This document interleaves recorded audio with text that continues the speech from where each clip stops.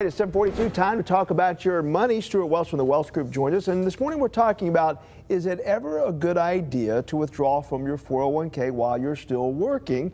I'm going to guess the answer is no, but I'm going to let you dive into this. But you've run into situations where you've heard people do this, I'm sure. Yeah, it is. So I think, first of all, most people don't know you can do that. Not every company allows you to, but a lot of companies do. I don't know, 70% of them allow you to do that. So an in-service withdrawal is you're actually working and you say, I'm going to take money out of my 401k. Okay. So it's not a loan, it's an actual withdrawal. And typically you're going to have to be 59 and a half. If you took a withdrawal earlier than 59 and a half, you'd face a federal 10% penalty. Okay. So most people don't do that. So they're typically 59 and a half or older, and they say, I'm going to take some money out while I'm still working. And the question is it a good idea? Yeah, because I know some people who've actually done this. They said, hey, I'm going to get a beach place. That's where I'm going to retire anyway. I'm going to go ahead and let some of my retirement money investment go towards that. So why is that a bad idea? So I think it is a logical idea, but when you dig down, you'll see why it's not a good idea. So the first thing is, when you take that money out, it's going to be taxed as ordinary income. Okay. So let's say you're making $80,000 a year and you take out $25,000 or $30,000. All of a sudden that $30,000 now becomes what is that, $110,000. Right. And so the first thing is taxed as ordinary income, not only at your highest tax rate, but it's actually likely to throw you into the next highest bracket. Oh, okay. And if you had held that, and the other thing is once you take that money out, you can't turn around and redeposit it.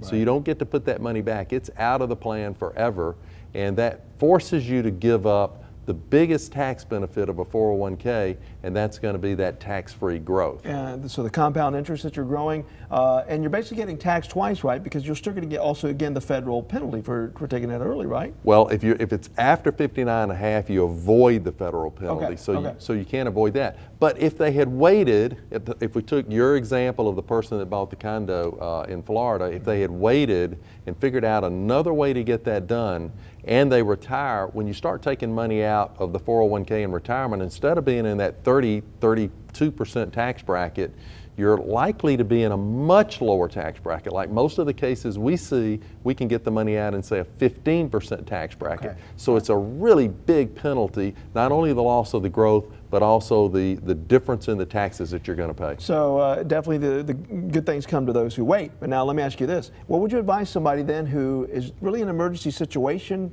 They haven't built up an emergency savings account, and that's their only really option? Is there another option you would suggest? Well, you could do it as a loan. Okay. So you can do a loan through, the downside of a loan is you got to repay it back, or you got to pay it back, and normally within 5 years. So all of a sudden it impacts your cash flow, right? And for a lot of those people, cash flow is really king. Sometimes you don't have a choice but to do it, particularly if there's an emergency and there's some hardship, you've got some hardship abilities to take money out before 59 and a half. All right. Some good advice there, Stewart Welch. Thank you so much, sir. Appreciate Thanks, it. Mike. All right, still ahead now. How